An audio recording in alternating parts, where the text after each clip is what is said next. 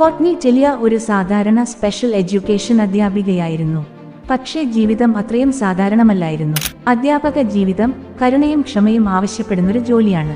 കുട്ടികളെ പഠിപ്പിക്കുന്നതിൽ സന്തോഷമുണ്ടെങ്കിലും ശമ്പളം കുറവ്, ജോലിഭാരം എന്നിവ കൂടുതലായിരുന്നു. ദിവസം കടന്നു പോകുമ്പോഴേക്ക് അവളുടെ മനസ്സ് ക്ഷീണിച്ചു തുടങ്ങി.